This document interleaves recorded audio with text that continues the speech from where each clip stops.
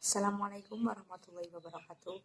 Perkenalkan, nama saya Lina Dianulita dari kelas 11 Farmasi 1. Di sini saya akan menyampaikan sebuah tugas, yaitu ceramah bahasa Indonesia tentang teks ceramah yang bertema ikhlas. Assalamualaikum warahmatullahi wabarakatuh. Alhamdulillahirabbil alamin. Wassalatu wassalamu ala asyrofil anbiya'i wal mursalin wa ala alihi washabihi ajmain, amma ba'du. Segala puji bagi Allah Subhanahu wa taala yang telah memberikan rahmat dan hidayahnya kepada kita semua. Sholawat serta salam tak lupa kita curah limpahkan kepada baginda agung Nabi Muhammad Sallallahu Alaihi Wasallam, keluarganya, para sahabatnya, dan kita sebagai umat yang insya Allah mendapatkan syafaatnya kelak. Pada kesempatan kali ini, saya akan menjabarkan secara singkat apa itu ikhlas. Ikhlas memiliki arti tulus dalam melakukan hal apapun tanpa berharap imbalan sedikit pun. Dalam Islam, ikhlas merupakan perbuatan yang tulus semata-mata karena Allah Subhanahu wa taala.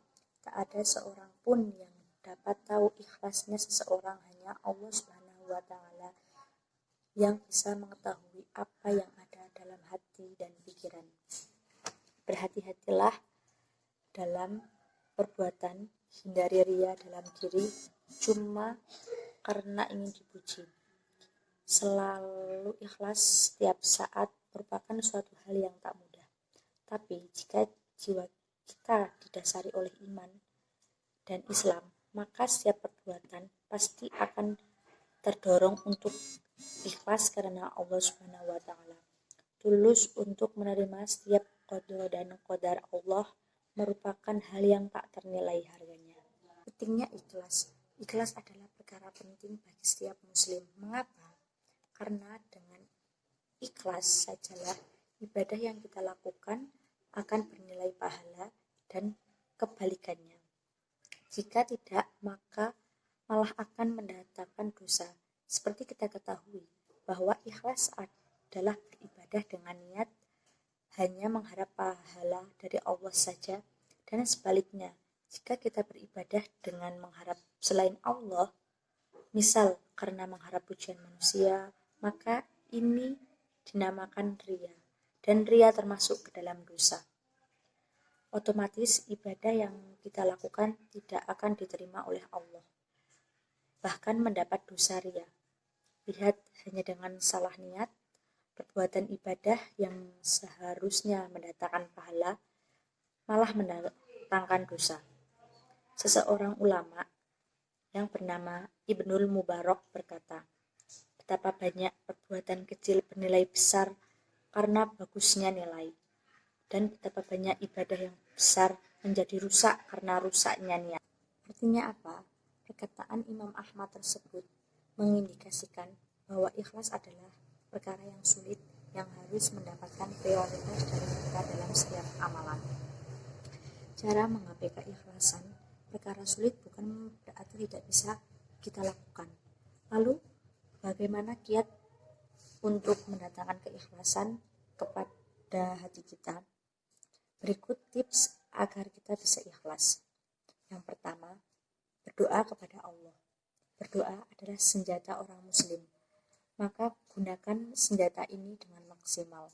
Karena pada hakikatnya kita bisa ikhlas dan kita tidak adalah karena dunia Allah Subhanahu wa taala semata. Berdoalah dengan doa agar kita diberikan keikhlasan. Yang kedua, jauhi ketenaran dan rasa ingin dipuji.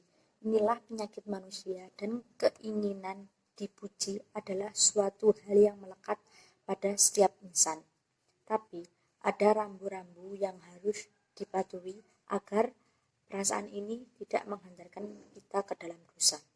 Seperti dalam hal ibadah, sangat terlarang kita meniatkan ibadah agar mendapatkan pujian manusia.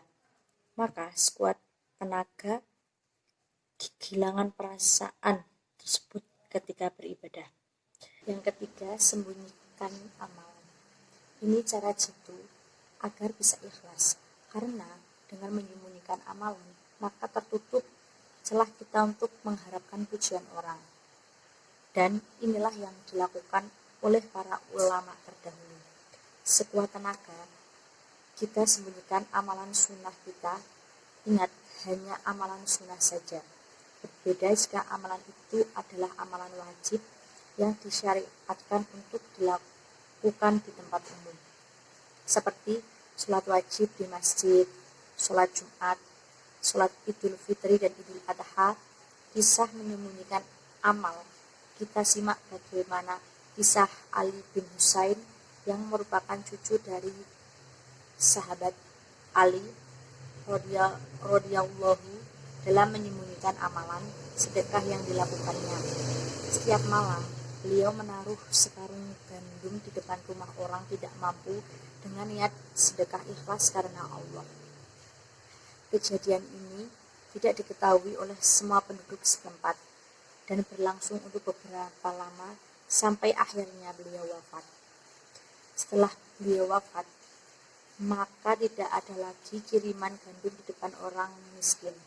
Dan ketika beliau dimandikan, ditemukan ada tanda hitam bekas tumbukan benda berat di pundaknya. Maka taulah penduduk setempat bahwa yang selama ini menaruh gandum di depan rumah orang miskin adalah Ali bin Husain. Lihat bagaimana usaha para ulama dan orang solih terdahulu dalam menyembunyikan amalan. Niat mereka adalah agar amalan yang dilakukan tersebut bisa ikhlas lillahi ta'ala. Sembunyikan amalan kita seperti kita menyembunyikan aib kita.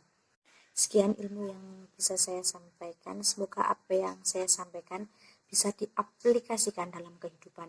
Saya kira cukup sampai di sini ilmu singkat mengenai ikhlas ini. Semoga kita bisa mengamalkan ikhlas ini dalam setiap sendi kehidupan kita. Amin. Wabillahi taufiq wal hidayah. Wassalamualaikum warahmatullahi wabarakatuh.